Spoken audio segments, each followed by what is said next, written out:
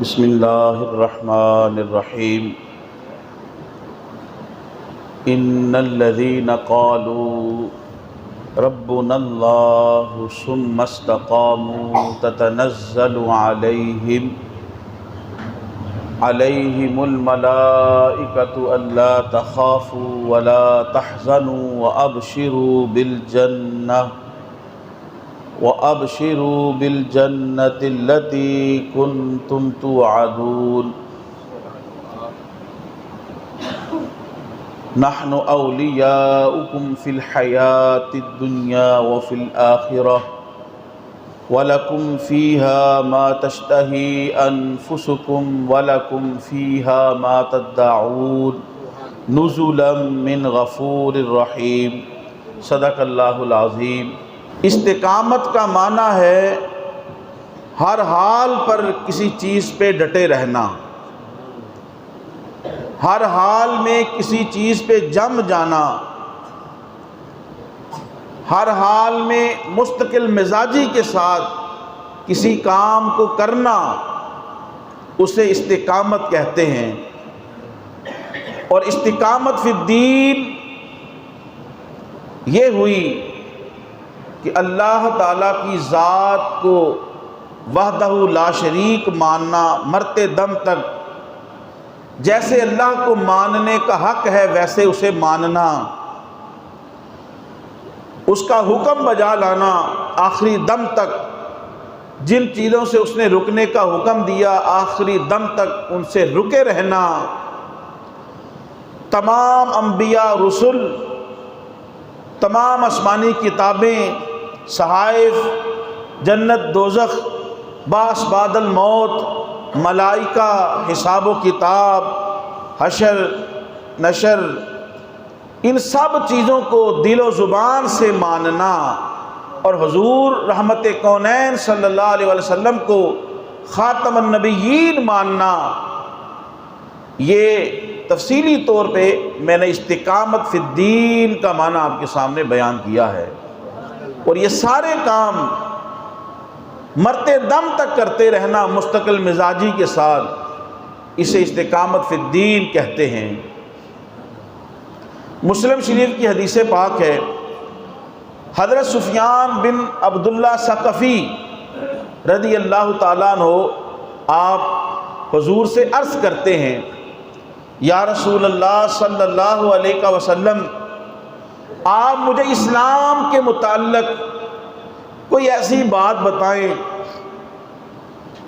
کوئی ایسا وظیفہ بتائیں کہ جو وظیفہ، جو بات آپ مجھے اسلام کے متعلق بتائیں، میں اس کے بعد کسی اور کا محتاج نہ رہوں، کسی اور سے کچھ سوال نہ کروں، ہر کسی سے بے نیاز ہو جاؤں، کوئی ایسی بات مجھے بتائیں۔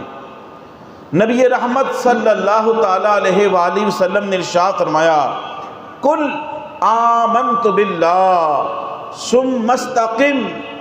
حضور نے فرمایا اپنے پلے باندھ لو یہ بات، اس بات پہ مرتے دم تک عمل کرتے رہے، ہر شے سے بے نیاز ہو جاؤ گے، کسی سے کوئی اور سوال پوچھنے کے محتاج نہیں ہوگے۔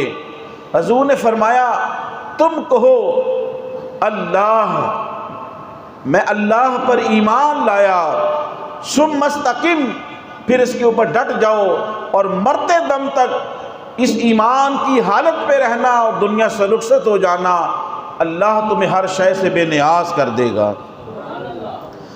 حضرت مسروق بیان کرتے ہیں، میں نے ام المومنین حضرت عائشہ صدیقہ رضی اللہ تعالیٰ عنہ سے عرض کیا، حضور کا کون سا عمل سب سے زیادہ پسندیدہ تھا؟ حضور کو کون سا عمل سب سے زیادہ محبوب تھا، پسند تھا؟ ام المومنین حضرت عائشہ صدیقہ رضی اللہ تعالیٰ عنہ فرماتی ہیں، الدائم، ہمیشگی، دوام۔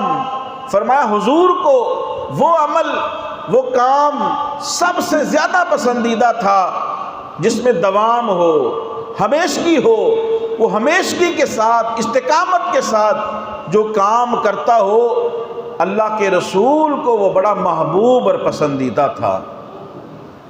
صحیح مسلم کی روایت ہے، ام المومنین حضرت عائشہ صدیقہ رضی اللہ تعالیٰ عنہ بیان کرتی ہیں، رسول پاک صلی اللہ علیہ وآلہ وسلم کے پاس ایک چٹائی تھی جسے آپ اپنے خیمے میں آڑ کر لیتے تھے، کیونکہ آپ کی ازواج مطہرات میں سے کوئی نہ کوئی زوجہ حجرہ مبارک میں موجود ہوتی، تو آپ اس چٹائی سے آڑ کر لیتے، پردہ کر لیتے، اور پھر جو جگہ بچتی اس میں نبی رحمت صلی اللہ تعالیٰ علیہ وآلہ وسلم نماز پڑھتے رات کے وقت۔ کچھ صحابہ کرام رضوان اللہ علیہ مجمعین بھی آ جاتے۔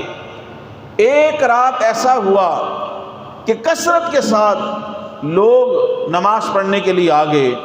جب نبی رحمت صلی اللہ تعالیٰ علیہ وآلہ وسلم نے دیکھا کہ کثرت کے ساتھ صحابہ کرام آ رہے ہیں، حضور نے ارشاد فرمایا، اے میرے صحابہ، اے لوگو، اپنی طاقت کے مطابق عمل کرو، اللہ تبارک و تعالیٰ اس وقت تک اجر دینے سے نہیں رکتا، اللہ اس وقت تک ثواب دینے سے نہیں رکتا جب تک کہ بندہ عبادت کرنے سے اکتا نہیں جاتا۔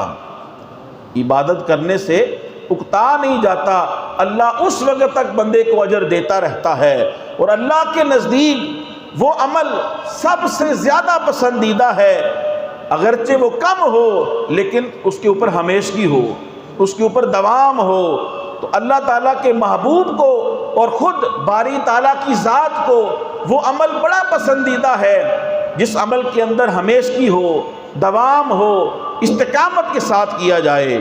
اور ام المومنین حضرت عائشہ صدیقہ رضی اللہ تعالیٰ عنہ فرماتی ہیں، آل محمد کا یہی طریقہ ہے کہ جب کوئی نیک کام وہ شروع کرتے ہیں پھر وہ ہمیشہ اسے جاری رکھتے ہیں۔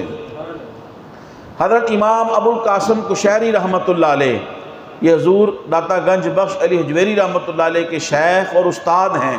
امام ابو القاسم کشیری رحمۃ اللہ علیہ، صوفیاء میں ان کا بڑا مقام ہے۔ آپ فرماتے ہیں، استقامت اختیار کرو، کرامت کے طلبگار نہ بنو۔ فرمایا کوئی بھی نیک عمل کرتے ہو، نماز ہے، روزہ ہے، زکوٰۃ ہے، حج ہے، صدقات و خیرات ہے، کسی کی ضرورت کو پورا کرنا ہے، خوش اخلاقی ہے، کوئی بھی نیک عمل ہے، امام ابو القاسم کشیری رحمۃ اللہ علیہ فرماتے ہیں، استقامت اختیار کرو، کرامت کے طلبگار نہ بنو، کیونکہ اللہ اپنے بندے سے استقامت چاہتا ہے، کرامت نہیں چاہتا۔ اللہ یہ نہیں چاہتا کوئی بندہ مجھے اڑ کے دکھا دے، کوئی پانی پہ چل کے دکھا دے، آگ کو پکڑ کے دکھا دے، کوئی ایسا کام کر کے دکھا دے جو عقل سے ماورا ہو، نہیں۔ حضرت امام ابو القاسم کشیری فرماتے ہیں، اللہ کی منشا یہ ہے، اللہ کی چاہت یہ ہے اپنے بندے سے کہ وہ عمل کے اندر کیا اختیار کرے، استقامت اختیار کرے۔ بولیے کیا اختیار کرے؟ استقامت اختیار کرے۔ اور علماء فرماتے ہیں، الاستقامت فوق الکرامت، استقامت جو ہے کسی بھی نیک عمل کے اوپر، یہ کرامت سے بھی بڑی چیز ہے۔ سیدی داتا علی حجویری رحمۃ اللہ علیہ کی کرامات کو اور آپ کا ذکر خیر سنا کسی نے تو وہ آپ کے پاس آ گیا، کچھ عرصہ آپ کے پاس رہا، پھر جانے لگا۔ حضور سیدی داتا گنج بخش علی حجویری رحمۃ اللہ علیہ پوچھتے ہیں، بھئی کہاں سے آئے تھے، کس لیے آئے تھے، بتایا نہیں۔ اس نے کہا کہ میں نے آپ کی بڑی شہرت سنی تھی، لیکن اتنے دن آپ کے پاس رہا، کوئی کرامت نہیں دیکھی۔ آپ نے اس سے پوچھا، جتنے دن میرے پاس رہے کیا کوئی کام میرا قرآن و حدیث کے خلاف دیکھا، میرا کوئی عمل سنت کے خلاف دیکھا؟ اس نے کہا نہیں۔ داتا صاحب رحمۃ اللہ علیہ فرماتے ہیں، اس سے بڑھ کے اور کوئی کرامت نہیں کہ بندہ دین کے اوپر صحیح معنوں میں استقامت کے ساتھ چلتا رہے، قرآن کے مطابق زندگی بسر کرے، حدیث رسول سنت رسول کے مطابق زندگی بسر کرے۔ فرمایا یہ سب سے بڑی کرامت ہے۔ آج کوئی بندہ نماز پنجگانہ پڑھتا ہے، آج کوئی بندہ حلال و حرام کے درمیان تمیز رکھتا ہے، آج کوئی بندہ اپنے والدین بیوی بچوں کے حقوق ادا کرتا ہے، فرائض وہ ادا کرتا ہے، گناہوں سے بچتا ہے، اس کو مبارکباد ہے کیونکہ وہ اللہ کی جو منشا ہے وہ یہی ہے کہ قرآن و حدیث کے مطابق استقامت کے ساتھ زندگی بسر کرو۔ اب آپ اس کے اوپر بڑی خوبصورت اور ایمان فروز صحابہ کی مثالیں دیکھیں کہ صحابہ اکرام رضوان اللہ علیہ مجمعین، انبیاء علیہم السلام، رسول علیہم السلام اور اللہ کے اولیاء، انہوں نے کیسے اپنا تن، من، دھن، ہر شے کو اللہ کی راہ میں قربان کر دیا دین کی خاطر، لیکن استقامت کے ساتھ وہ دین کے اوپر ڈٹے رہے، اللہ کی رضا کے اوپر راضی رہے، آزمائشوں اور تکلیفوں کا صبر کے ساتھ مقابلہ کرتے رہے اور اللہ کی رضا پہ راضی رہے۔ استقامت فی الدین۔ حضرت خباب رضی اللہ تعالیٰ عنہ، آپ حضرت سیدنا امیر المومنین عمر بن خطاب رضی اللہ تعالیٰ عنہ ان کے سامنے آئے تو حضرت سیدنا عمر بن خطاب رضی اللہ تعالیٰ عنہ ان کی نظر حضرت خباب رضی اللہ تعالیٰ عنہ ان کی پشت پر پڑ گئی۔ اس وقت دور بھی تنگی کا تھا، کسی کے پاس تہمت ہے تو قمیض نہیں، چادر نہیں، اگر قمیض ہے تو تہمت کا کپڑا چھوٹا، قمیض لمبی ہے، بڑی تنگی کے دور تھے۔ تو انہوں کی نظر ان کے کمر پہ پڑی۔ حضرت امیر المومنین جن کے سائے سے بھی شیطان بھاگتا ہے، جن کے بارے میں حضور فرمایا عمر فی الجنہ، حضور نے فرمایا عمر میرے بعد کوئی نبی ہوتے تو عمر ہوتے، لیکن میرے بعد کوئی نبی نہیں، انا خاتم النبیین۔ سیدنا عمر بن خطاب رضی اللہ تعالیٰ عنہ، آپ نے جب حضرت خباب رضی اللہ تعالیٰ عنہ ان کی پشت کو، ان کی کمر کو دیکھا تو کیا دیکھتے ہیں؟ حضرت خباب کی کمر کے اوپر سفید داغ ہیں۔ آپ نے پوچھا یہ سفید بے شمار داغ آپ کی کمر پہ کیسے ہیں؟ حضرت خباب رضی اللہ تعالیٰ عنہ آپ فرماتے ہیں سنو اے عمر، اس وقت میں اسلام لایا تھا، اسلام کا اوائل دور تھا، ہر طرف کفر ہی کفر تھا، بیت اللہ کے اندر بھی بت پڑے ہوئے تھے، بیت اللہ کے باہر بھی لوگ بت پرستی کرتے تھے، کفار اس وقت عروج پہ تھے۔ اس وقت میں نے حضور کا کلمہ پڑھا۔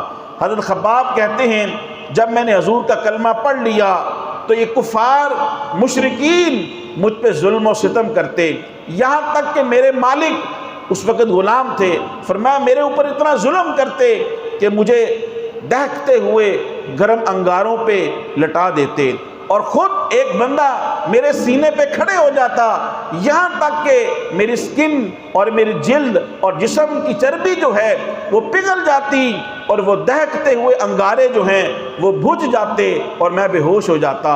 لیکن جب مجھے ہوش آتی تو پھر میں یہی کہتا تھا لا الہ الا اللہ محمد الرسول اللہ صلی اللہ علیہ وسلم۔ وہ پھر مجھ پہ ظلم و ستم کرتے، پھر مجھے ہوش آتا، میں پھر یہی کہتا تھا اشہد انک محمد رسول اللہ، کہ محمد صلی اللہ علیہ وسلم اللہ کے رسول ہیں، اللہ کی ذات وحدہ لا شریک ہے۔ تو یہ جو داغ آپ دیکھ رہے ہیں یہ وہ داغ ہیں کہ جو مجھے دہکتے ہوئے انگاروں پہ وہ ڈالتے تھے تو میری چربی پگھل جاتی تھی، یہ ان زخموں کے داغ ہیں۔ لیکن آپ اندازہ کریں اس کے باوجود بھی انہوں نے ایمان نہیں چھوڑا، پھر بھی انہوں نے کلمہ رسول کو پڑھتے رہے۔ یہ ہے استقامت فی الدین۔ حضرت امام بہقی روایت کرتے ہیں، اور یہ مثال آپ سنتے چلے جائیے اور دیکھیے کہ صحابہ اور اولیاء کرام، انبیاء، رسول، ان کی استقامت کیا ہے۔ ہمیں تو سمجھیے کہ مفت میں دین مل گیا ہے، اللہ کا شکر ہے۔ دو چیزیں اس پہ ہمیں ہر وقت اللہ کا شکر ادا کرنا چاہیے۔ سب سے بڑی بات اسلام، جس کی وجہ سے مسلمان ہوئے، حضور کے امتی ہوئے، اور دوسری چیز پاکستان۔ حقیقت بات یہ ہے پاکستان کے حالات جیسے بھی ہیں، لیکن یہ بہت بڑی نعمت ہے۔ ہم آزادی کے ساتھ اپنے گھر میں رہتے ہیں، ہمارے گھر میں کوئی آئے تو دروازے پہ دستک دے کے آتا ہے۔ ان سے پوچھئے مقبوضہ کشمیر میں، فلسطین میں، اور جہاں جہاں مسلمان مظلوم ہیں ان سے پوچھئے کہ بغیر پوچھے ہی جب ان کے گھر کے اندر ان کے ریاستی دہشت گرد داخل ہو جاتے ہیں اور مارتے پیٹتے ہیں اور عزتوں کو پامال کرتے ہیں۔ سب سے بڑی بات ہے اس وقت انسان زندہ ہی مر جاتا ہے جب ان کے سامنے ان کی ماں اور بہن کی عزت پامال ہوتی ہے۔ یہ اس پاکستان جیسا بھی حالات چل رہے ہیں یہ سب سے بڑی نعمت ہے۔ تو یہ دو نعمتیں سب سے بڑی ہے، اسلام، حضور کا امتی ہونا، اور دوسری پاکستان کے اندر آزادی۔ واجب الاحترام نبی رحمت صلی اللہ تعالیٰ علیہ وآلہ وسلم نے روم کی طرف مجاہدین کا ایک لشکر بھیجا۔ جو لشکر سپاہی اور مجاہدین حضور نے بھیجے تھے ان میں سے ایک شخص تھے حضرت عبداللہ بن حذافہ سہمی رضی اللہ تعالیٰ عنہ۔ یہ رومی جو فوج تھی ان کے ہاتھے چڑھ گئے اور گرفتار ہو گئے۔ کچھ پہلے بھی مسلمان گرفتار تھے، یہ بھی گرفتار ہو گئے۔ اب جو ان کا رومیوں کا بادشاہ تھا اس نے حضرت عبداللہ بن حذافہ سہمی اس کو بلایا۔ اس نے صحابی رسول کا ایمان چیک کرنے کے لیے اس نے کہا اسلام کو چھوڑ دو، اسلام کو چھوڑ دو، اسلام کو چھوڑ دو، محمد عربی کا کلمہ چھوڑ دو، آدھی سلطنت میں تمہیں شریک کر لوں گا، آدھی سلطنت میں تمہیں شریک کر لوں گا۔ آپ نے فرمایا کہ ایک سلطنت کیا ہے، آدھی کیا ہے، ایسی اور بھی ہوں تو محمد عربی کا کلمہ نہیں چھوڑوں گا۔ فرمایا آدھی سلطنت بھی دوں گا، اپنی بیٹی کا نکاح اور شادی بھی تم سے کر دوں گا، اور تمہیں ایک اپنے مقربین میں شامل کر لوں گا، محمد عربی کا کلمہ چھوڑ دو۔ لیکن حضرت عبداللہ بن حذافہ سہمی رضی اللہ تعالیٰ عنہ اسلام نہیں چھوڑا۔ انہوں نے کیا کیا، رومیوں کے بادشاہ نے حکم دیا اسے سولی پہ چڑھا دیا جائے، ان کو سولی کے اوپر باندھ دیا گیا، لٹکا دیا گیا، اور پھر کہا گیا ان کے اوپر تیر چھوڑے جائیں جو ان کو نہ لگے۔ ایک روایت کے مطابق ان کو لگتے تھے، اور ایک روایت کے مطابق اس نے حکم دیا اس کو لگے نہیں، اس نے تیر پھینکنے والے ماہر بلائے، صرف اس کے قریب کے گزرے تاکہ اس خوف سے وہ اسلام کو چھوڑ دیں۔ لیکن حضرت عبداللہ بن حذافہ سہمی رضی اللہ تعالیٰ عنہ آپ گھبرائے نہیں، پائے استقامت ڈگمگائے نہیں، آپ نے کہا محمد عربی کا کلمہ نہیں چھوڑوں گا، یہاں تک کہ اس نے ایک بہت بڑا ٹب اور ایک بہت بڑا برتن منگوایا، اس کے اندر اس نے تیل ڈالا، اور جب وہ کھولنے لگا تو دوسرے مسلمان جو گرفتار تھے ان کو بلایا، اور ان میں سے دو مسلمانوں کو اس کے اندر کھولتے ہوئے تیل کے اندر ڈال دیا، جس سے ان کی ہڈیاں، ان کی سکن، جسم، ہر شے گل سڑ گئی، اور یوں انہوں نے جام شہادت نوش کیا۔ یہ سب کچھ دیکھ رہے تھے اپنی آنکھوں کے سامنے۔ حضرت عبداللہ بن حذافہ سہمی کو پوچھا رومی بادشاہ نے کیا آپ بھی محمد عربی کا کلمہ نہیں چھوڑو گے؟ حضرت عبداللہ بن حذافہ نے کہا نہیں، جیسے وہ میرے بھائیوں نے جام شہادت نوش کیا ہے میں بھی ایسے جام شہادت نوش کر دوں گا، لیکن محمد عربی کا کلمہ نہیں چھوڑوں گا۔ اس نے کہا اتارو اور اسے بھی کھولتے ہوئے تیل میں ڈال دیا جائے۔ حضرت عبداللہ بن حذافہ سہمی رضی اللہ تعالی عنہ، اللہ ان کے درجوں کو بلند کرے، جب انہیں تیل میں ڈالنے کے لیے لا رہے تھے، جب یہ قریب پہنچے تو ان کی آنکھوں سے آنسو آنا شروع ہو گئے۔ رومی بادشاہ نے کہا ٹھہر جاؤ، میرے پاس لاؤ۔ اس نے سوچا کہ شاید اب اس کے دل کے اندر موت کا خوف آ گیا ہے، کہا کہ رو کیوں رہے ہو؟ حضرت عبداللہ بن حذافہ سہمی کہتے ہیں اے رومی بادشاہ، کیا تم یہ سمجھتے ہو میں اس لیے رو رہا ہوں کہ اب میں کھولتے ہوئے تیل میں ڈالے جانے لگا ہوں اور میرے ساتھ بھی وہی ہوگا جو میں پہلے دیکھ چکا ہوں؟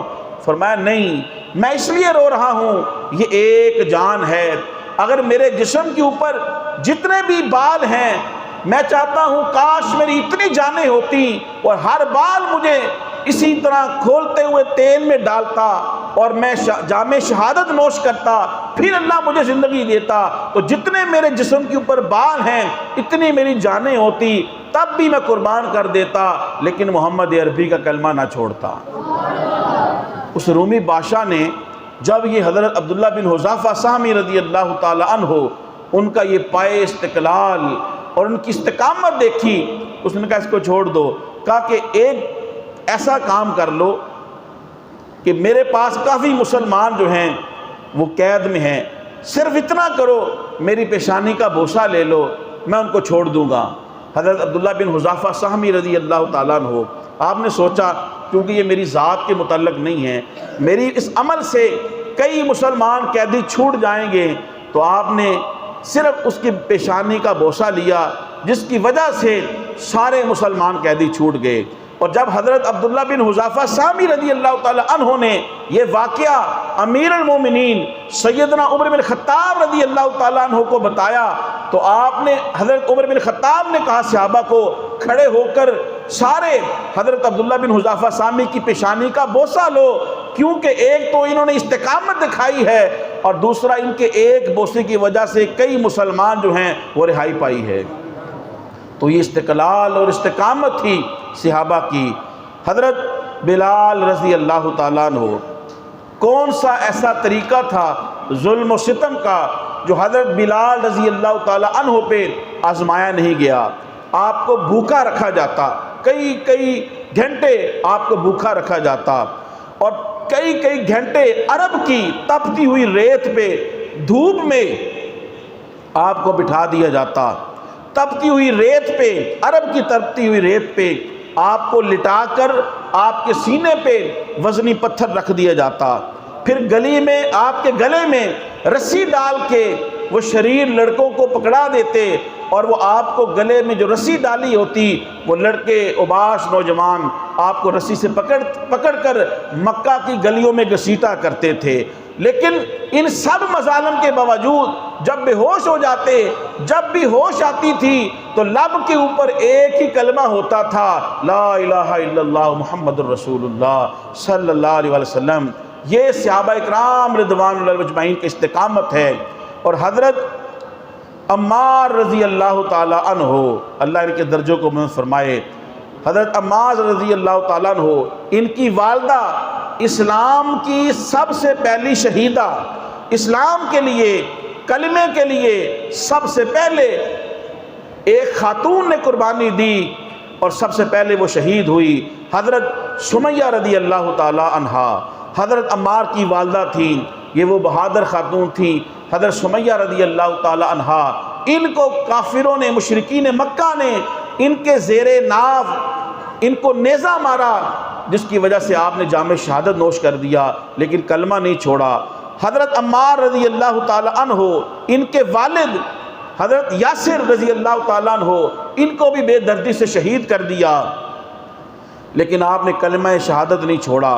حضرت عمار رضی اللہ تعالیٰ عنہ، ان کو پانی کے اندر غوطے دیے جاتے، ان کو بالکل برہنہ کر کے عرب کی تپتی ہوئی زمین کے اوپر چھوڑ دیا جاتا، گھنٹوں چھوڑ دیا جاتا، ظلم و ستم کیے جاتے۔ حضور نے ایک مرتبہ گزرے تو حضور نے دیکھا حضرت عمار برہنہ جسم ہے، تپتی ہوئی ریت کے اوپر لٹائے ہوئے ہیں اور بڑے درد اور کرب کے اندر ہیں، لیکن حضور کا کلمہ نہیں چھوڑ رہے۔ حضور رحمت کونین صلی اللہ علیہ وسلم قریب سے گزرے، حضور نے دیکھ کر فرمایا، اے آل یاسر، آپ کے والد کا نام یاسر تھا، والدہ سمیہ اسلام کی پہلی شہید خاتون، آپ نے حضرت عمار کو کہا، اے آل یاسر، صبر پر قائم رہنا، تمہارے لیے جنت کا وعدہ کیا گیا ہے۔ تو حضرت عمار رضی اللہ تعالیٰ عنہ، حضرت یاسر رضی اللہ تعالیٰ عنہ، حضرت سمیہ رضی اللہ تعالیٰ عنہ، پورا کا پورا خاندان جو ہے ظلم و ستم برداشت کرتے رہے، لیکن محمد عربی کا کلمہ نہیں چھوڑا۔ حضور رحمت کونین آپ ظاہری طور پہ موجود تھے حیات طیبہ کے اندر۔ مسیلمہ کذاب، ایک شخص نے نبوت کا دعویٰ کر لیا، اس نے حضور کو خط لکھا جس کا مفہوم یہ ہے، اس کذاب جھوٹے نے کہا کہ آپ مجھے اپنی نبوت کے اندر شریک کر لیں، یا آپ اپنے جانے کے بعد مجھے اپنا خلیفہ نامزد کر دیں۔ اس نے جھوٹا نبوت کا دعویٰ کر دیا۔ اب یہ بھی سنیے اسلام کے اوپر کتنی استقامت کے ساتھ صحابہ کرام ڈٹے رہے۔ جب اس نے خط لکھ دیا، حضور نے اس کا جواب لکھا، اس کا نام مسیلمہ تھا، حضور نے اس کا نام لکھا مسیلمہ کذاب، بہت زیادہ جھوٹا، جھوٹوں کا سردار مسیلمہ کذاب۔ فرمایا کہ تو جھوٹا ہے، میں اللہ کا آخری نبی ہوں، خاتم النبیین ہوں، میرے بعد کوئی نبی کسی معنی کسی تشریح کے اندر کوئی نبی نہیں ہے۔ آپ نے اس مفہوم کا خط اس کو لکھ دیا۔ اب حضور رحمت کونین صلی اللہ علیہ وسلم نے فرمایا، اس خط کو کون مسیلمہ کذاب کو دے کے آئے گا؟ اس کے بڑے حامی تھے، اس نے بڑی فوج تیار کر رکھی تھی، کون دے کے آئے گا؟ ایک شخص جس کا نام حضرت حبیب بن زید تھا۔ یہ کوئی بہت امیر اور سردار نہیں تھے، کھجورے بیچا کرتے تھے۔ ابھی بھی ان کے ہاتھ میں کھجوریں تھیں، یہاں تک کہ کھجوریں کھا رہے تھے، ان کے منہ کے اندر کھجوریں تھیں۔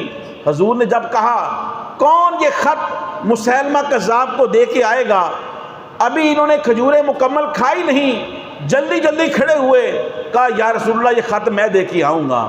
صحابہ نے کہا حبیب کھجوریں تو صحیح طرح کھا لیتے، آدھی آپ کے منہ میں ہے اور آدھی نیچے صحابہ پہ گر رہی تھی۔ فرمایا کہ اگر میں دیر کر دیتا تو یہ چاہتا یہ تھا کہ ڈیوٹی میری لگے، کسی اور کی نہ لگ جائے۔ تو حضور رحمت کونین صلی اللہ علیہ وسلم نے فرمایا حبیب تو جائے گا؟ کہا یا رسول اللہ میں جاؤں گا۔ رسول پاک صلی اللہ علیہ وسلم نے حبیب بن زید کو وہ خط دیا اور اپنا گھوڑا دیا۔ اب جب حضور رحمت کونین نے ان کو بھیجا، اب ان کی شان کچھ اور تھی اور ان کی حال کچھ اور تھا۔ بڑی بہادری کے ساتھ مسیلمہ کذاب کے پاس پہنچ جاتے ہیں، اس کا مجمع لگا ہوا ہے، دربار لگا ہوا ہے، آپ نے حضور کا خط دے دیا۔ اس وقت درباروں میں خط، دربار کے اندر جو مقرب ہوتا وہ پڑھتا تھا، خاص بندے کی ڈیوٹی۔ اس نے بڑے دربار میں جب خط کھولا، اس کے اندر لکھا ہوا تھا مسیلمہ کذاب، مسیلمہ تو جھوٹا ہے۔ وہ آگ بگولا ہو گیا۔ اس نے کہا حبیب بن زید کو بتاؤ یہ تو تمہارے محبوب اور تمہارے پیغمبر نے کہا ہے، تمہارا کیا خیال ہے؟ حضرت حبیب بن زید نے کہا جو میرے محبوب نے اور آقا نے، میرے نبی نے لکھ دیا ہے، میرا اس کے اوپر 100% یقین ہے، ایمان ہے کہ تو واقعی مسیلمہ کذاب ہے، تو جھوٹوں کا سردار ہے۔ اس نے کہا یہ بات ہے۔ اس نے کہا اس کو باندھ دو۔ باندھ دیا گیا۔ کہا کہ ابھی بھی تم کہہ دو کہ محمد صلی اللہ علیہ وسلم نعوذ باللہ میں جھوٹا نہیں ہوں، ابھی بھی تم کہہ دو تو میں چھوڑ دوں گا، تمہیں اپنے مقربین میں شامل کر لوں گا۔ کہا نہیں، حضور نے جو کہہ دیا ہے وہ سچ کہا ہے، تو جھوٹا ہے، تو کذاب ہے۔ حبیب بن زید رضی اللہ تعالیٰ عنہ کو اس بے دردی کے ساتھ اس نے قتل کیا، شہید کیا۔ اس نے سب سے پہلے آپ کے بازو کاٹے، ایک بازو کاٹا، کہا اب بتاؤ، کہا اب بھی تو جھوٹا ہی ہے۔ پھر بازو دوسرا کاٹا، کہا اب بتاؤ، کہا اب بھی تو جھوٹا ہی ہے۔ یہاں تک کہ آپ کے دونوں پاؤں کاٹ دیے، دونوں بازو کاٹ دیے۔ کہا کہ اب بتاؤ، کہا کہ ابھی بھی تو جھوٹا ہی ہے، ابھی بھی تو جھوٹا ہی ہے۔ یہاں تک کہ حضرت حبیب بن زید رضی اللہ تعالیٰ عنہ کو اس نے شہید کر دیا، اور اس کے کئی بچے تھے، اس کے اولاد کثیر تھی، چھوٹے چھوٹے بچے تھے۔ یہ بہت بڑی استقامت ہے۔ اور محدثین علماء یہاں تک فرماتے ہیں جب اس نے کہا کہ سوچ لے، جب بازو کاٹا تو سوچ لے، کہا کہ اب کیا سوچنا ہے، سوچنے کا وقت تو اس وقت تھا کہ جب میرے چھوٹے چھوٹے بچے تھے، میں نے اس وقت خیال نہ کیا، اور محمد عربی اور اسلام کے لیے تیرے پاس آ گیا اور تجھے کہہ رہا ہوں کہ حضور نے جو کہہ دیا ہے تو جھوٹا ہے، تو اب کیا سوچنا ہے۔ آپ نے جام شہادت نوش کیا، لیکن آپ نے یہ ظلم سہ لیا، لیکن جام شہادت نوش کر لیا، لیکن حضرت حبیب بن زید رضی اللہ تعالیٰ عنہ نے استقامت کے ساتھ آپ نے محمد عربی کا کلمہ نہیں چھوڑا۔ اسلام کی خاطر مسلمانوں نے 2 ہجرتیں کی۔ بولی کتنی ہجرتیں کی؟ 2 ہجرتیں کی۔ پہلی ہجرت حبشہ کی طرف کی، بلکہ حبشہ کی طرف بھی دو مرتبہ ہجرت ہوئی۔ پہلے حبشہ کی طرف لوگ ہجرت کر کے چلے گئے، کچھ لوگ مسلمان کفار و مشرکین کے ظلم سے تنگ آ کر، پھر مشرکین مکہ نے ایک افواہ پھیلائی کہ حالات ٹھیک ہو گئے، واپس آ جاؤ۔ تو جو صحابہ کرام حبشہ سے پھر واپس آئے، ان کے اوپر ظلم و ستم اور تیز کر دیے، پھر وہ واپس حبشہ کی طرف چلے گئے۔ پھر دوسری مرتبہ حضور نے حکم دیا عام کہ اب سب لوگ مکہ المکرمہ سے مدینہ شریف ہجرت کر جائیں۔ تو مسلمانوں نے اپنا وطن، گھر بار، بیت اللہ، ہر شے کو اسلام کی خاطر چھوڑ دیا، اسلام کی خاطر چھوڑ دیا، لیکن استقامت کا دامن نہیں چھوڑا۔ اور استقامت کی سب سے بڑی مثال اگر امت مصطفیٰ میں دیکھنی ہو تو وہ کربلا کا میدان ہے، وہ کربلا کا میدان ہے، وہ کوفہ کی سرزمین ہے کہ جہاں پہ سید الشہداء، نواسہ رسول، جگر گوشہ بطول، جنتی نوجوانوں کے سردار حضرت امام حسین رضی اللہ تعالیٰ عنہ، ان کا سارا خاندان ان کے سامنے بے دردی کے ساتھ ذبح کر دیا گیا۔ ان کے سامنے گلشن رسول اور گلشن بطول کے وہ سارے پیارے پھول مسخ کر دیے گئے، لیکن حضرت سید الشہداء امام حسین رضی اللہ تعالی عنہ، ان کا پائے استقلال اور استقامت جو ہے وہ آپ نے نہ چھوڑی، یہاں تک کہ خود بھی حضرت امام حسین رضی اللہ تعالیٰ عنہ نے اپنی جان کا نذرانہ اللہ کی بارگاہ میں پیش کر دیا، پھر بھی آپ نے استقامت کو نہیں چھوڑا۔ استقامت کی چند مثالیں انبیاء علیہ السلام کی زندگی سے دیکھیں۔ حضرت ابراہیم خلیل اللہ پیغمبر خدا ہیں، پیغمبر عام انسان نہیں ہیں، پیغمبر ہیں اور جلیل القدر پیغمبر ہے۔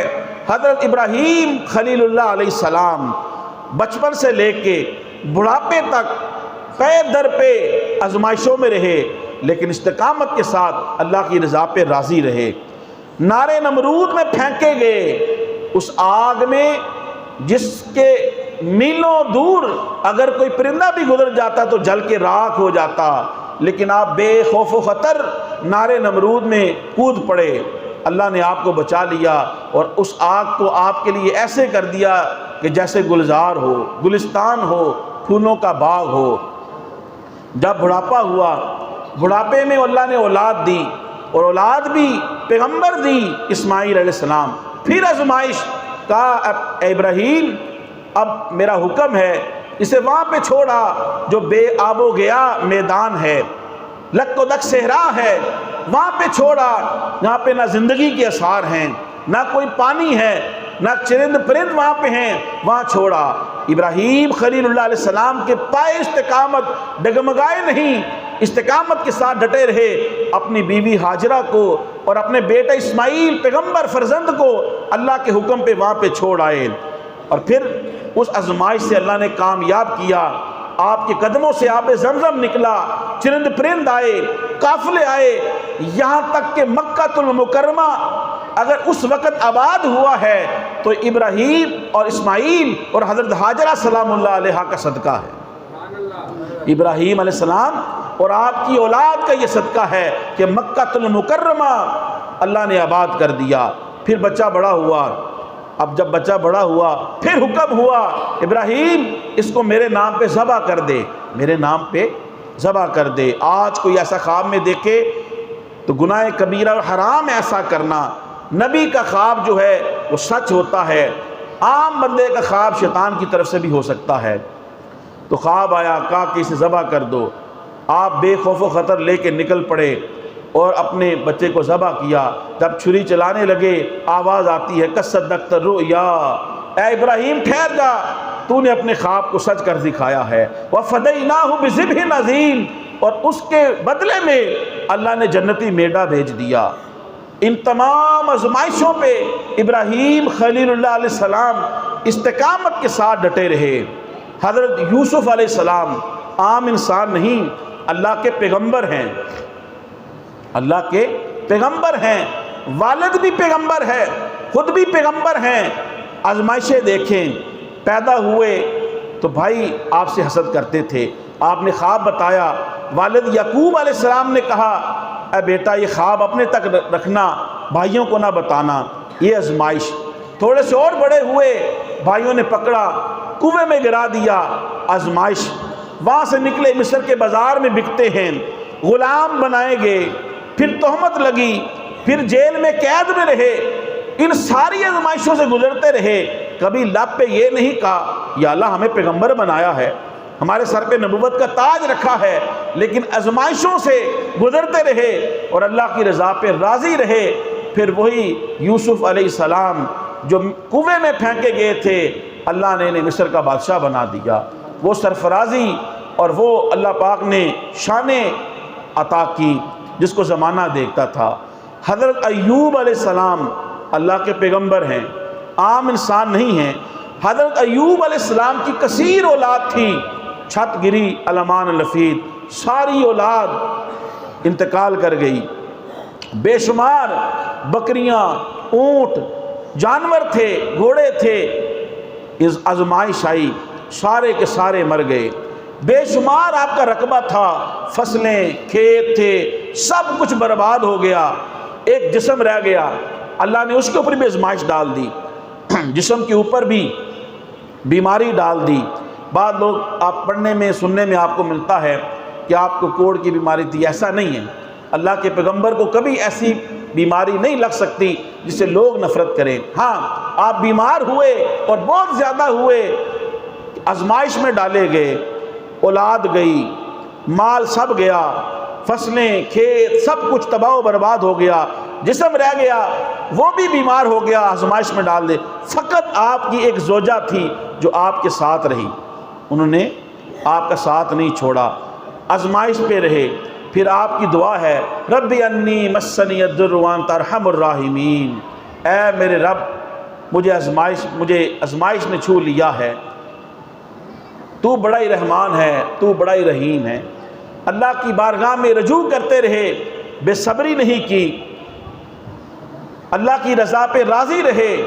اللہ پاک نے فرمائے ایوب علیہ السلام ٹھوکر مارو، جب ٹھوکر ماری اللہ پاک نے چشمہ جاری کر دیا، اللہ پاک نے فرمایا اس سے نہاؤ، غسل کرو، جب اس سے غسل کیا اللہ نے صحت عطا کر دی۔ اب آزمائش کا وقت گزر گیا، اب آسانی کا وقت تھا، آپ اللہ کی بارگاہ میں سرخرو ہو گئے، آزمائش جب ہو گئی صحت یاب ہو گئے، اللہ نے ساری اولاد آپ کو عطا کر دی، فصلیں، کھیت، سب کچھ عطا کر دیا، اور سب کچھ جو کچھ تھا عطا کر دیا۔ بخاری کی حدیث پاک ہے جس کا مفہوم یہ ہے اللہ نے آپ کے اوپر سونے کی ٹڈیاں اتاری، سونے کی ٹڈیوں کی بارش کی، آپ اپنے کپڑے سے اسے پکڑتے ہیں، جو دور دور گرتی ہیں آپ ان کو بھی پکڑتے ہیں۔ بخاری شریف کی حدیث پاک ہے اللہ پاک نے فرمایا اے ایوب کیا میری رحمت نے تمہیں سیر نہیں کر دیا، تم باہر سے بھی پکڑ رہے ہو۔ حضرت ایوب علیہ السلام کہتے ہیں میں ان سونے چاندی سے تو سیر ہو گیا ہوں لیکن تیری رحمت سے نہیں بھرا، تیری رحمت سے میرا پیٹ نہیں بھرا، یہ جو دوسری طرف گر رہی ہے تیری رحمت ہے، میں رحمت کو سمیٹ رہا ہوں۔ تو سب کچھ واپس آ گیا۔ قرآن کی آیت ہے 30واں پارہ علم نشرہ سورت کے اندر کہ اللہ پاک نے عسر کے بعد یسر رکھی ہے، تنگی کے بعد آسانی رکھی ہے، تو آزمائشوں کے بعد آسانیاں آتی ہیں۔ ایک انصاری عورت جنگ احد جب ختم ہو گئی تو جب مجاہدین واپس آ رہے تھے ایک انصاری عورت کھڑی ہے، جب مجاہدین آئے تو مجاہدین نے آ کے کہا اے انصاری عورت تمہارے شوہر اس جنگ کے اندر شہید ہو گئے ہیں۔ اس انصاری عورت نے کہا انا للہ و انا الیہ راجعون، بتاؤ حضور کیسے ہیں؟ پھر ایک اور شخص آیا، اس نے کہا کہ تمہارا والد شہید ہو گیا ہے۔ اس انصاری عورت نے کہا انا للہ و انا الیہ راجعون، حضور کیسے ہیں؟ پھر ایک اور شخص آیا، اس نے کہا تمہارے بھائی شہید ہو گئے ہیں۔ اس نے کہا انا للہ و انا الیہ راجعون۔ اس نے کہا کہ حضور کیسے ہیں؟ جب آخر میں ایک بندہ آیا اس نے کہا کہ حضور بالکل سلامت ہیں۔ اس خاتون نے کہا اگر حضور سلامت ہیں تو حضور کے ہوتے ہوئے ہر غم چھوٹا ہے، حضور کے ہوتے ہوئے ہر غم چھوٹا ہے۔ ایک خاتون ہو، مرد ہو تب بھی بڑی بات ہے، لیکن ایک عورت ہو جس کی فطرت کے اندر کمزوری ہے، رونا دھونا ہے، عورت ہو، والد بھی شہید ہو گیا، شوہر بھی شہید ہو گیا، بھائی بھی شہید ہو گیا، لیکن روئی اور وویلا نہیں کیا، صبر کیا، اور پھر پوچھتی ہے حضور کیسے ہیں؟ تو یہ استقامت ہے ان کی، اللہ ان کے درجوں کو بلند فرمائے۔ تو ایسی بے شمار مثالیں صحابہ اکرام رضوان اللہ علیہم اجمعین کی زندگیوں سے ملتی ہیں۔ میں کچھ اور باتیں تھوڑی سی عرض کرنا چاہتا ہوں، اس لیے میں ان واقعات کو اب وائنڈ اپ کرتا ہوں کہ صحابہ اکرام اور انبیاء رسول کی بے شمار ایسی مثالیں ہیں کہ انہوں نے اپنا تن، من، دن، ہر شے اللہ کی راہ میں قربان کر دی، لیکن استقامت نہیں چھوڑی، بے صبری نہیں کی، اللہ کی رضا پہ راضی رہے، ان کاموں کو نہیں چھوڑا جو نیک کام تھے۔ استقامت کی دوسری قسم فرائض پر استقامت ہے، فرائض پر استقامت ہے، یعنی نماز، روزہ، زکوٰۃ، حج، سردی ہو یا گرمی ہو، صحت ہو یا بیماری ہو، خوشی ہو یا غمی ہو، دن ہو یا رات ہو، نفع ہو یا نقصان ہو، ہر حال میں وہ فرائض کو ادا کرتے ہیں، ہر حال میں فرائض کو ادا کرتے ہیں۔ اللہ نے قرآن کے اندر نیک لوگوں کی نشانی بتائی الذین ينفقون فی السراء والضراء والکاظمین الغیظ والعافین عن الناس واللہ یحب المحسنین۔ وہ ہر حال میں اللہ کی راہ میں خرچ کرتے ہیں، چاہے تنگی ہو چاہے آسانی ہو، اپنے غصے کو پی جاتے ہیں، معاف کرتے ہیں، احسان کرتے ہیں۔ اس لیے یہ میں نے آج موضوع رکھا کہ اب رمضان جانے والا ہے، نوجوانوں ایسا نہ ہو کہ مسجدیں پھر خالی ہو جائیں، نماز پھر جس طرح شوق اور ذوق سے پڑھتے تھے پھر جمعے پر آؤ، اور پھر جمعے پہ بھی اگر آؤ تو صرف جماعت کے وقت، ایسا نہ ہو۔ قرآن کی تلاوت اب روز کرتے ہو، ایسا نہ ہو کہ پھر پورا سال معاذ اللہ قرآن ہی نہ کھولو۔ تو استقامت فی الدین آج میں نے اس لیے موضوع رکھا ہے، اور میں نے آپ کو بڑے واقعات قرآن و حدیث سے سنائے کہ جب وہ ہستیاں جن کو جنت کی بشارتیں ہیں، وہ ہستیاں جو لکھے اس لیے گئے ہیں کہ وہ ہے ہی بخشے ہوئے انبیاء علیہ السلام، معصوم عن الخطا، لیکن اللہ نے اتنی آزمائشیں ڈالی، آزمائشوں کے اوپر وہ کار بند رہے، استقامت کے ساتھ آزمائشوں کو جھیلا، اللہ کی رضا پہ راضی رہے۔ اس لیے حالات جیسے ہوں، انسان جتنی مصروفیت کے اندر ہو، نماز، روزہ، زکوٰۃ، حج، جو انسان کے اوپر فرائض ہیں، ان کو نہیں چھوڑنا چاہیے۔ استقامت کی تیسری قسم ہے سنت کے اوپر استقامت اختیار کرنا، حضور کی سنت سے محبت کرنا۔ اس کی چند ایک مثالیں، حضرت انس بن مالک رضی اللہ تعالیٰ عنہ، حضور صلی اللہ علیہ وسلم کی ایک درزی نے دعوت کی، آپ صلی اللہ علیہ وسلم تشریف لے گئے، اس نے گوشت پکایا شوربے والا اور اس کے اندر کدو بھی ڈالے۔ حضور رحمت کونین صلی اللہ علیہ وسلم کو کدو بڑا پسند تھا، آپ اس شوربے سے کدو تلاش کر کر کے آپ کھاتے تھے۔ حضرت انس بن مالک رضی اللہ تعالیٰ نے حضور کو دیکھا، جب حضور کو دیکھا تو حضرت انس فرماتے ہیں جب سے میں نے حضور کو دیکھا ہے اس کے بعد سے مجھے بھی کدو سے محبت ہو گئی، کدو کی سبزی سے محبت ہو گئی۔ تو حضور کی سنت جو ہے اس سے محبت کرنا، اور صرف کھانے پینے کی سنت سے صحابہ نہیں محبت کرتے تھے، حضور کی سنت نماز پڑھنا بھی ہے، اس سے بھی محبت کریں۔ حضور کی سنت نماز پڑھنا ایسی سنت ہے، حضور اتنا طویل قیام کرتے۔ سورہ مزمل اللہ پاک نے فرمایا قم اللیل الا قلیلا، اے محبوب آپ قیام کریں، آپ نماز پڑھیں، لیکن قم اللیل الا قلیلا، آپ تھوڑا کریں، آپ قیام تھوڑا کیجئے، کیونکہ کھڑے ہونے کی وجہ سے آپ کے پاؤں سوج جاتے ہیں۔ یعنی حضور اتنا قیام کرتے تھے کہ آپ کے پاؤں سو جاتے تھے۔ اللہ نے آیت نازل کی سورہ مزمل کی، قم اللیل الا قلیلا او زد علیہ ورتل القرآن ترتیلا، اے محبوب آپ قیام کریں لیکن تھوڑا سا کم کریں، او زد یا تھوڑا سا اور زیادہ کر لیں، لیکن اتنا قیام نہ کریں کہ آپ کے پاؤں ہی سو جائیں۔ تو حضور کی سنت جو ہے وہ نماز پڑھنا بھی حضور کی سنت ہے، مسواک کرنا حضور کی سنت ہے، حلال و حرام کے درمیان تمیز رکھنا یہ حضور کی سنت ہے، اسلام کے لیے خرچ کرنا حضور کی سنت ہے، حج فرض ہے تو حج کرنا سنت ہے، اپنے گھر کے کام کاج کرنا حضور کی سنت ہے، دوسروں کے کام آنا حضور کی سنت ہے، بیواؤں، یتیموں، مسکینوں کے ساتھ ہمدردی کے ساتھ پیش آنا، ان کی خدمت، ضروریات کو پورا کرنا، یہ حضور کی سنت ہے۔ تو حضور کی سنت بڑی، اس کا مفہوم وسیع ہے۔ تو حضور کی سنت کے اوپر استقامت کے ساتھ عمل پیرا ہونا۔ حضرت سیدنا عثمان غنی رضی اللہ تعالیٰ عنہ، آپ ایک مرتبہ وضو کیا اور وضو کے بعد بغیر کسی وجہ کے مسکرائے۔ کسی نے پوچھا مسکرائے کیوں ہیں؟ حضرت عثمان بن عفان رضی اللہ تعالیٰ عنہ آپ فرماتے ہیں میں اس لیے مسکرایا ہوں، اسی طرح میں حضور کے ساتھ تھا، حضور وضو فرمایا اور حضور نے وضو فرمانے کے بعد کسی وجہ سے مسکرائے تھے، آج میں آپ کی اس ادا کو ادا کر رہا ہوں۔ تو صحابہ حضور کی سنت کے ساتھ کیسے محبت کرتے تھے۔ حضرت عبداللہ ابن عمر رضی اللہ تعالیٰ عنہ، آپ ایک مرتبہ ایک مکان، اس کے گرد اپنی اونٹنی کے چکر لگاتے ہیں۔ کسی نے پوچھا ایسا کیوں کر رہے ہیں؟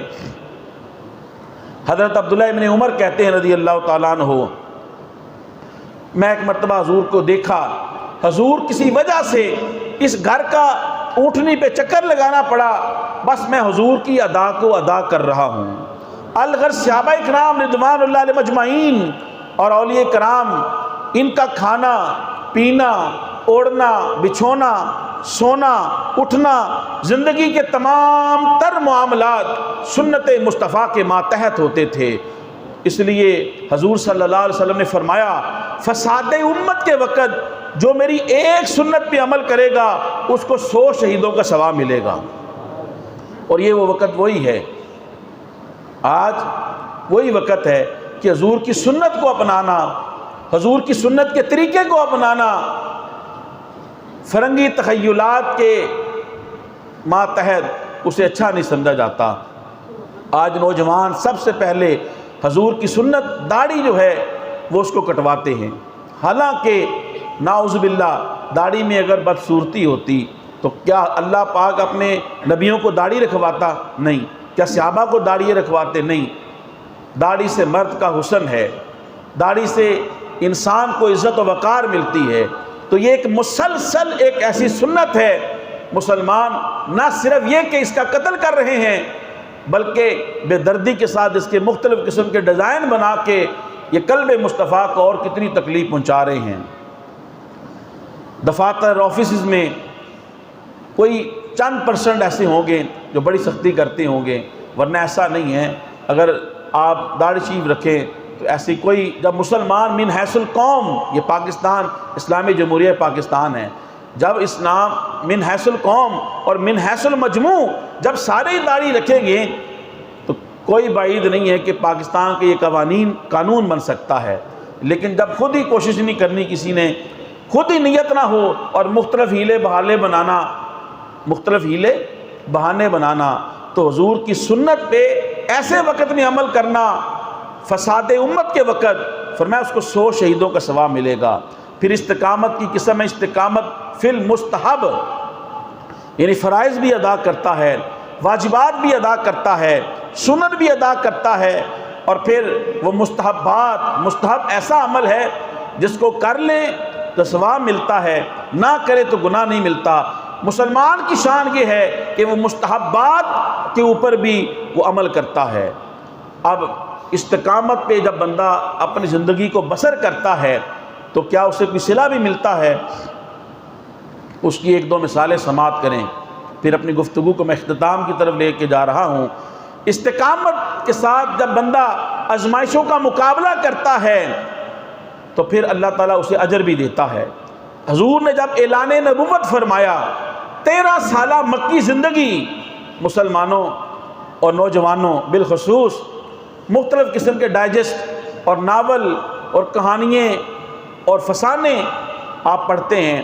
حضور کی سیرت کو بھی کیا ایک مرتبہ بھی گوگل سے سرچ کر کے آپ نے پڑھا ہے؟ کسی کتاب سے پڑھا ہے؟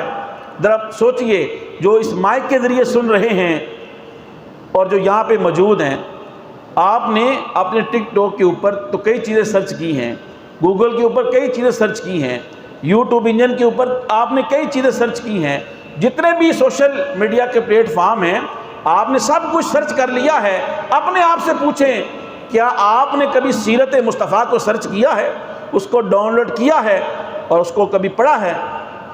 اپنے آپ سے پوچھیں، اور پھر آپ خود ہی اللہ کی بارگاہ میں اگر پڑھا ہے تو شکر ادا کریں، نہیں تو شرمندہ ہو کے معافی مانگے اللہ سے اور ارادہ کریں کہ میں اسے پڑھوں گا۔ اچھا، آج تو بہانہ ہی کوئی نہیں رہ گیا۔ کئی بندہ کہتے ہیں مجھے پڑھنا نہیں آتا، مجھے لکھنا نہیں آتا۔ آج کل اتنا کام ہو چکا ہے سوشل میڈیا کے اوپر، آپ سن لیں، آپ کو نہیں آتا کسی سے کہیں، آپ کو سیرت مصطفیٰ سننے کو مل جائے گی۔ پوری کی پوری کتابیں ریٹن بھی ہیں اور آپ کو سننے کے لیے بھی مل جائیں گی۔ ترجمہ القرآن آپ کو پورا ملنے کا مل جائے گا۔ تفسیر القرآن اعلیٰ حضرت احمد رضا خان بریلوی رحمۃ اللہ علیہ دیگر سنی علماء کی آپ کو سننے پڑھنے کے لیے مل جائیں گی۔ اب اس دور کے اندر کوئی بہانہ نہیں رہ گیا۔ اعلان نبوت کے بعد 13 سالہ مکی زندگی پڑھیں تو آپ کو پتہ چلے گا کہ صحابہ، جو میں نے چند ایک مثالیں بتائیں بھی، کہ خود حضور نے اور صحابہ نے کیسے کیسے استقامت کے ساتھ آپ نے دین کے اوپر عمل کیا ہے۔ حضور سجدے میں جاتے تو آپ کے اوپر اونٹنی کی اوجری رکھ دیتے تھے، کتنی بڑی ہوتی ہے۔ حضور کے گلے میں کپڑا ڈال کے کھینچتے تھے، حضور کی راہوں میں کانٹے بچھاتے تھے۔ طائف میں تبلیغ کے لیے گئے تو آپ کو پتھر اتنے مارے کہ لہو لہان ہو گئے۔ جب آپ کسی میلے میں ان کے جا کے ہجوم میں تبلیغ کرتے، ابو جہل، عتبہ، ربیعہ بدبخت جو تھے، یہ حضور کے پیچھے اوباش نوجوانوں کو لگا دیتے تھے، اونچی اونچی آواز سے پیچھے سے آوازیں لگاؤ تاکہ حضور جب تبلیغ کرے ان کی آواز لوگوں تک نہ پہنچے۔ حضور کو کون سا ایسا دکھ اور تکلیف ہے جو کفار اور مشرکین نے نہیں پہنچائی، اور مسلمانوں کو کون سا ایسا دکھ اور تکلیف ہے جو کفار اور مشرکین نے نہیں پہنچائی۔ 13 سالہ مکی زندگی، پھر اس کے بعد مدینہ شریف میں بھی سکون نہ لینے دیا، پھر اللہ پاک نے انعام دیا بدر کے میدان میں۔ بدر کے میدان میں اللہ نے ایسا صلہ دیا، ابو جہل، عتبہ، شیبہ، ابو البختری، بڑے بڑے سردار مالدار تھے، ہزاروں کا لشکر ہے اور جنگجو ہیں، اور ساتھ رقص و سرود کا سامان ہے، اور اس وقت کا جتنا بھی جدید اسلحہ ہو سکتا ہے وہ سارا ان کے پاس ہے، اور ادھر 313 ہیں کم و بیش، جن کے پاس تلوار ہے تو ڈھال نہیں، ڈھال ہے تو تلوار نہیں، تلوار ہے تو کند ہے، لیکن اسلام کی طاقت ہے۔ اب اللہ نے ان کو صبر کا اور استقامت کا صلہ دینا تھا۔ اللہ نے ان لوگوں کو ایسے ذلیل کیا کہ جب بدر کا معرکہ ہو گیا، جب بدر کا معرکہ ہو گیا، عرب کی ساری جو اس وقت کی تاریخ اور نظارہ تھا وہ سارا بدل گیا، اور اسلام اور مسلمان جو ہے وہ فاتحانہ حیثیت سے ابھرے۔ یہ پہلا اللہ نے استقامت کا مسلمانوں کو انعام دیا۔ پھر اس کے بعد فتح مکہ ہوئی، تو فتح مکہ ہوئی تو مسلمان والہانہ اور فاتحانہ انداز سے جب مکہ میں داخل ہو رہے تھے تو بڑے بڑے کافر جنہوں نے مسلمانوں کے اوپر بڑے ظلم کیے منہ لٹکائے کھڑے تھے۔ اب حضور کو حکم دیں گے ہمارے سر تن سے جدا کر دیے جائیں گے۔ حضور اتنے قریب ہیں، صرف ایک صحابی ان کو وہ سارا نقشہ یاد آ گیا جو انہوں نے ظلم و ستم کیے تھے، ان کی زبان سے یہ نکل گیا۔ حضور نے کو جھنڈا دیا ہوا تھا، ٹولیوں کی صورت میں، جماعت کی صورت میں صحابہ کرام مکہ میں داخل ہو رہے تھے۔ آج بھی عمرہ حج کے لیے جائیں، زیارت حرمین کے لیے جائیں، اللہ اس مقدس لمحات کی صدقے ہم سب کو لے جائے بار بار۔ تو مکہ المکرمہ کے جو ابواب ہیں، جو گیٹس اور دروازے ہیں، ان کے اوپر یہ ساری لکھی ہوئی ہے، یہ فلاں قبیلے کا باپ ہے، دروازہ ہے، یہاں سے فلاں قبیلہ۔ تو جو قبیلہ جس دروازے سے داخل ہوا تھا آج بھی ان دروازوں کے نام جو ہیں وہ انہی کے اوپر ہیں۔ تو ایک شخص ان کے زبان سے یہ نکل گیا صحابی رسول سے، آج خون ریزی کا دن ہے، آج خون ریزی کا دن ہے، خون بہانے کا دن ہے۔ ایک شخص نے حضور کو آگے بتایا، حضور نے اس سے جھنڈا لے لیا، ان سے جھنڈا لے کر کسی اور کو دے دیا، فرمایا نہیں، آج خون ریزی کا دن نہیں ہے، آج تو معاف کرنے کا دن ہے۔ وہ منہ لٹکا کے کھڑے تھے۔ حضور اب حکم دیں گے ہماری گردنیں سر سے تن سے جدا ہو جائے گی، ہمیں قید کر دیا جائے گا، لیکن حضور نے آ کے حکم دیا لا تثریب علیکم اليوم، آج کسی سے کوئی پکڑ اور مواخذہ نہیں ہوگا، آج عام معافی ہے، آج عام معافی ہے۔ تو 13 سالہ مکی زندگی گزارنے کے بعد اللہ نے یہ انعام دیا، پہلا انعام بدر کے میدان میں، اور پھر فتح مکہ ہوئی، اور پھر اس کے بعد پے در پہ اللہ تعالیٰ نے مسلمانوں کو فتوحات عطا کرتا چلا گیا۔ ایک مرتبہ حضور کا دل چاہا کہ بیت اللہ شریف کے اندر نماز پڑھیں۔ اس وقت کفار مشرکین کا غلبہ تھا۔ عثمان بن طلحہ رضی اللہ تعالیٰ عنہ، ان کے پاس بیت اللہ کی چابی تھی۔ حضور نے کہا مجھے چابی دو، وہاں پہ اندر کافر جا رہے تھے، فرمایا مجھے بھی نماز پڑھنے دو، میرا دل کر رہا ہے۔ عثمان بن طلحہ نے حضور سے بے ادبی کی، حضور سے بے ادبی کی اور چابی نہیں دی۔ حضور نے ارشاد فرمایا عثمان وہ وقت قریب ہے، یہ چابی میرے ہاتھ میں ہوگی اور میں جس کو چاہوں گا عطا کروں گا۔ جب فتح مکہ ہوئی یہ انعام ہے، وہ چابی رسول پاک صلی اللہ علیہ وسلم کے ہاتھ میں تھی۔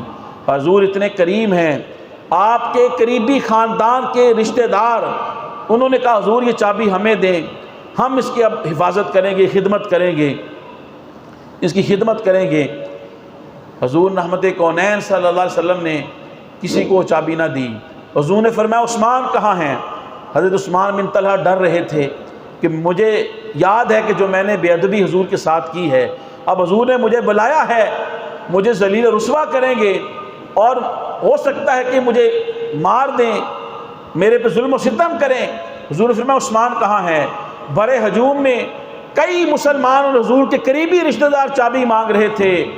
حضور نے فرمایا نہیں، یہ اسلام کا یہ مزاج ہے، جو لوگ دہشت گردی کو اسلام کے ساتھ جوڑتے ہیں وہ اسلام کی روشن طریق سے ناواقف ہیں۔ حضور نے حضرت عثمان کو بلایا اور فرمایا عثمان یہ چابی تمہارے پاس اور تم اس کے مالک ہو، نہ صرف تم بلکہ ان کی چابی تمہاری نسل میں رہے گی۔ کوئی ظالم ہی ہوگا جو تم سے یہ چابی چھینے گا، کوئی ظالم ہوگا جو تم سے یہ چابی چھینے گا۔ آج بھی بیت اللہ شریف کی چابی حضرت عثمان بن طلحہ رضی اللہ تعالی عنہ ان کی اولاد میں سے، ان کی نسل میں سے اس کے پاس وہ چابی ہے۔ تو یہ رسول پاک صلی اللہ علیہ وسلم اور صحابہ کرام مسلمانوں کے استقامت کا نتیجہ ہے۔ استقامت کا انعام جب ملتا ہے تو بلال رنگ کے کالے غلام تھے، مارکیٹ ویلیو کوئی نہیں، مارے کھاتے تھے، جب استقامت کے ساتھ کلمے پہ ڈٹے رہے تو اللہ نے اس استقامت کا انعام یہ دیا کہ حضرت بلال رضی اللہ تعالیٰ عنہ مسجد نبوی شریف کے آپ مؤذن ٹھہرے، آپ مؤذن رسول ٹھہرے اور مؤذن رسول کا مقام آپ نے پایا۔ اسلام اور مسلمانوں کے جانی دشمن کلمہ پڑھ کے دارہ اسلام میں داخل ہو گئے، حضور کے سچے غلام بن گئے۔ استقامت کا یہ انعام ملا۔ عرب کے سنگ دل ظالم جابر اور کھڑے کھڑے زندہ جانوروں کا گوشت کاٹنے والے، ان کو کھڑے کھڑے زندہ جلانے والے، وہ پرندوں پر بھی رحم کرنے لگے۔ عورت کو زندہ درگور کرنے والے، اپنے لیے باعث شرمندگی اور باعث عار سمجھنے والے عورت کو ماں، بہن، بیٹی اور بیوی کا مقام دیا۔ تو یہ سب کیا ہے؟ یہ سب استقامت فی الدین کے ثمرات ہیں۔ اور پھر یہ دنیا میں انعام ملتا ہے استقامت کا، پھر اللہ کی طرف سے بھی استقامت کا انعام ملتا ہے۔ اللہ پاک نے قرآن مجید کے اندر ارشاد فرمایا، جو میں نے آیت پڑھی، ان الذین قالوا ربنا اللہ، بے شک وہ لوگ جنہوں نے یہ کہا کہ اللہ ہمارا رب ہے، پھر اس کے اوپر مرتے دم تک ڈٹے رہے استقامت کے ساتھ، تتنزل علیہم الملائکہ، پھر ان کے اوپر فرشتے اور ملائکہ اترتے ہیں اور فرشتے ان کو یہ کہتے ہیں نہ کوئی خوف رکھو، نہ تم غمگین ہو، پھر انہیں جنت کی بشارتیں دی جاتی ہیں اور انہیں کہا جاتا ہے ہم تمہارے دنیا میں بھی دوست ہیں اور تمہارے آخرت میں بھی دوست ہیں۔ فرشتے کہتے ہیں ہم تمہارے دنیا میں بھی دوست ہیں اور آخرت میں بھی دوست ہیں، اور پھر فرشتے انہیں بشارت دیتے ہیں جنت میں ہر وہ کچھ ہوگا جو تمہاری مرضی ہوگی، جو تمہاری چاہت ہوگی، ہر وہ چیز تمہیں جنت میں ملے گی۔ نزل من غفور الرحیم، اور پھر رب غفور الرحیم کی طرف سے یہ بڑی بہترین قسم کی میزبانی ہوگی اور مہمان نوازی ہوگی اللہ کے فضل و کرم سے جنت کے اندر ان لوگوں کے لیے جو استقامت کے ساتھ زندگی بسر کرتے رہے۔